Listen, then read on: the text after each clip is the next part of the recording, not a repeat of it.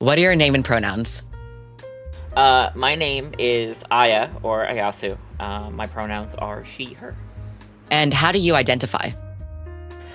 Trans. I'm trans. I mean, look at my model. I am a walking trans flag, so I very much wear that on my sleeve. Can you tell me a bit about your VTuber model or persona? I don't really have much of a persona. It's just me. As far as my model goes, initially it was just kind of whatever I thought was cute. I kind of slapped things together. I've done almost all of my own model work. I don't make things in 3D. I just cobble them together. I'm pretty good at that. But for like some of the base designs, like the biggest like design story I have for my model is my model's tail. Because I was working with my partner. We were trying to design something, and she drew a trans flag tail, like a red panda tail, and I'm like, holy shit, I love that idea. I'm going to actually use this for my design. And other than that, like my whole lore was basically, I like red pandas. My favorite color is blue. Let's just put those together. That's wonderful. The blue-red panda was born. Yep. How did you ensure that your model represented you? So like I said, I don't really make my own stuff. I just find things. So mostly it was just finding outfits and clothing and whatnot that are things that I would wear, honestly. Like my ideal outfits that if I could put them together and wear them, I would, kind of a thing. Yeah, I try to find things that represent me in my ideal state, so to speak, and that's why I kind of throw my model. The aspects of myself that I put into my model too. I haven't gotten around to doing like the piercings and stuff, but on the back of my model, I have the FF14 Legacy tattoo because I actually have that tattoo in real life. Let's go. So you implement some aspects of your IRL self onto your model. Yeah, I that way I can connect with it better. Oh, I love that. I'm a bit of the opposite. My model has things on it that I want to see in myself, and then it encourages me to do it on my actual IRL self.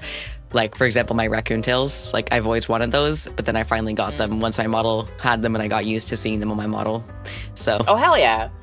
Yeah, I've been dyeing my hair blue for like 10 years, so it was That's just amazing. a natural extension. Now, the one thing I haven't done is the pink stripe in the front. Maybe it's time. Maybe I don't know. We'll see. I need to get like a proper, like I need to get my hair done proper. But like I did actually dye my hair neon pink for a while, like a whole year, only because it stuck in for a whole year. Like it would not wash out. Pink kind of does that. I say that as somebody who has dyed their hair pink many times. It sticks. But yeah, I actually just re-dyed my hair blue too. I love that. Let's go. What drew you to VTubing, and do you find it rewarding? What drew me to VTubing mostly was a long time ago, I actually streamed with a face cam. But then, you know, the self-doubt and you know, crippling self-image view kicked in, and I needed something to represent me while I was streaming, and I actually started VTubing before I even knew what VTubing was. I'm not sure if you remember Face Rig, when that was a thing.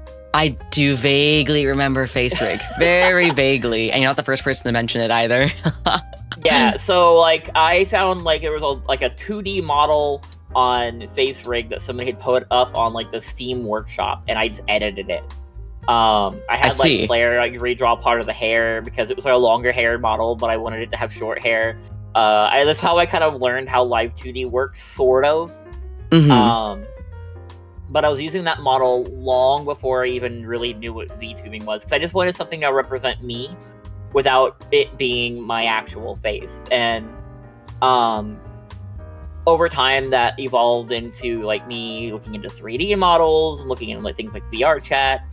And eventually evolved into all of this. I did eventually kind of accept the title of VTuber. It was like, I guess I'm a VTuber now. Oh my god. It kind of happens that way, right? Especially if you started like with VR chat and such.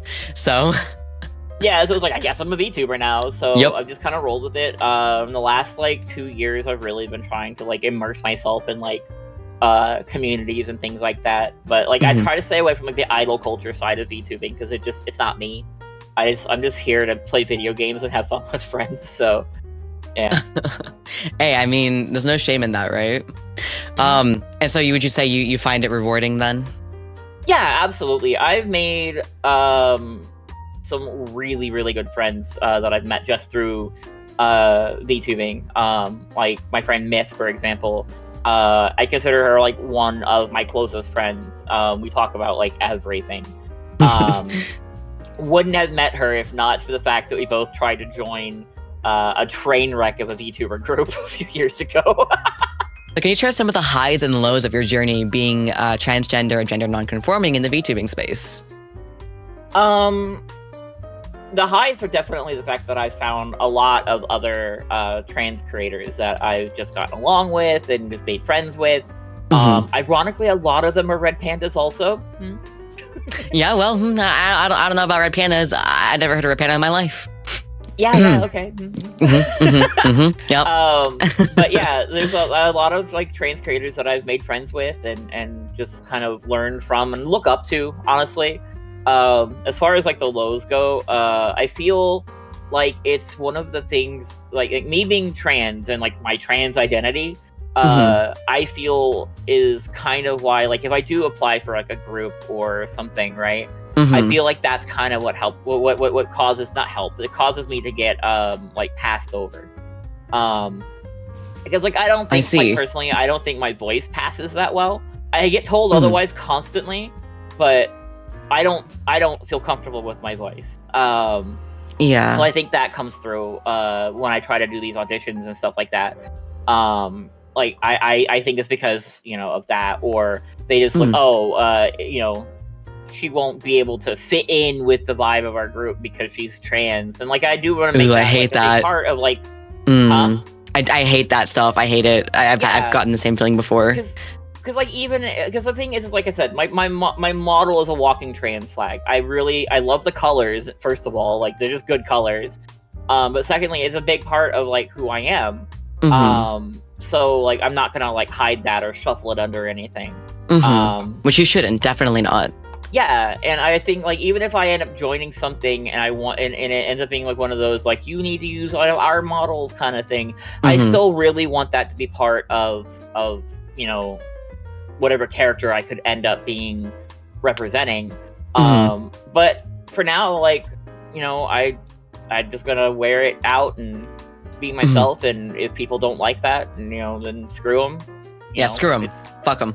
I'm gonna be it's one thing I tell people is to always unapologetically be yourself, and that's what I'm gonna do.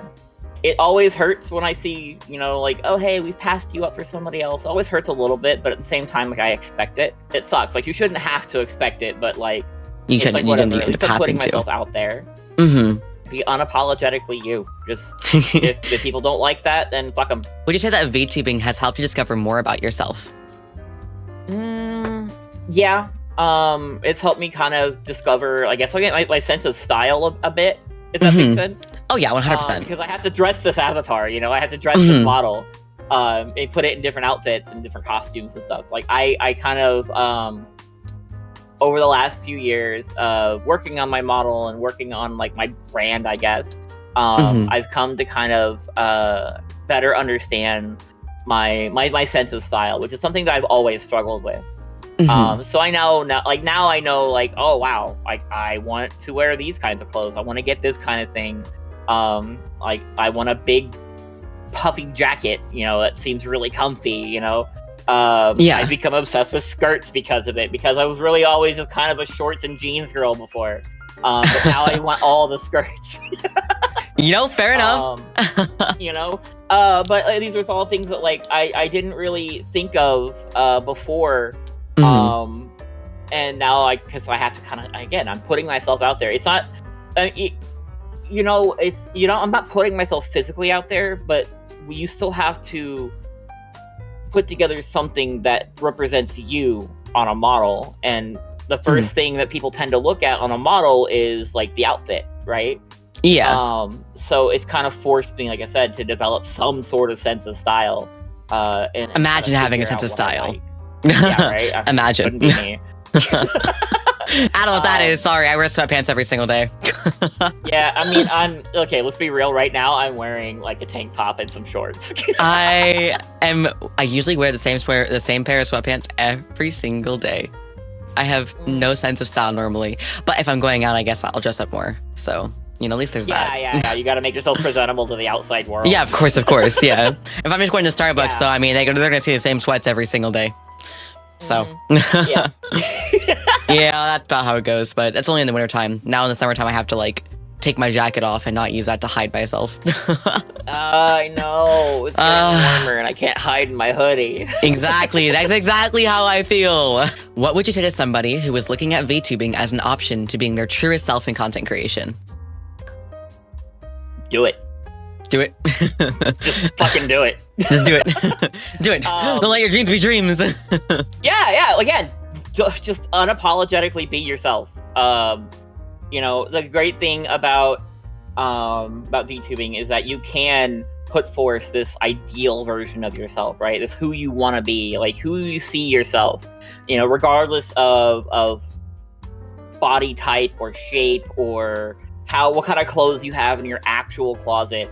You can present yourself in a way that is how you see yourself in your head, right? The great thing about VTubing in general is the fact that, if you are, what's the word I'm looking for?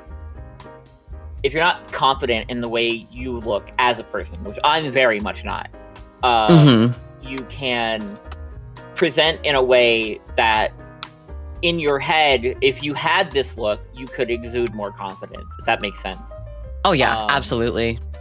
That's part of the whole unapologetically be yourself, because like right now in my model and the way that I am, like I don't have the same body type as my model, far from it. I've always had this idea of like, if I could look a certain way, how would I want to look? How would I want to present myself? And I put that in my model. I know I've said that like a lot, but I think it's very important, especially as somebody who's trans. One of the best ways that I found, like growing up, right, is to kind of scratch that itch of like, of I guess back then being closeted, play the girl in the video games, right? Yeah. Can't tell you how many times in Street Fighter I would pick fucking Chun-Li over Ryu because I wanted to play the girl. But yeah, like growing up, I always picked the female characters, or if I could customize a character, it was always a female character. Especially when I started getting to MMOs, right? Yeah. Final Fantasy 11, I picked a Mithra because Catgirl. In World of Warcraft, I'm a female night elf. All you this, me both. and like, it all kind of like builds up to like nowadays where I'm out. I'm myself, and I am. I'm still doing that. I'm still presenting the female character because that's who I am. That's really who I am. Because I'm not just presenting anymore. I am a woman. So I'm going to present that and have that represent me as a model in my VTubing space. And I think that's the important thing for me, is that it just feels like me, and I feel like it should be important for other people that you make a character that feels like you. Absolutely. I guess the big thing is like what I've been saying this whole time: just unapologetically be yourself. If other people don't want you to be you, then they're not meant to be in your life, in my opinion. I have cut very many people out of my life because they either can't get my name right or they misgender me. But I'm never going to be sorry for being myself. I'm never going to hide that again. I'm never going to put that away. I'm for now and forever going to always be unapologetically me, and everybody else can deal with it. I'm now their problem. They're no longer mine. Nah, I like the way that you put that, genuinely. I think it's something a lot of people have to realize when it comes to, VTubing, is like, the people can't see who you are behind the screen, and at the end of the day, nothing is more important than just being yourself. People are attracted to, you know, genuine personalities, you know? Yeah. So, I think yeah. so. Because it doesn't matter. At the end of the day, like I could have no model on the screen, and I think like I would hope that I could still, you know, have the same kind of people supporting me because I'm just me. At the end of the day, I'm the same, you know, ball of anxiety and stress that wakes up and gets out there and does my thing every day, model or not. So I'm just myself.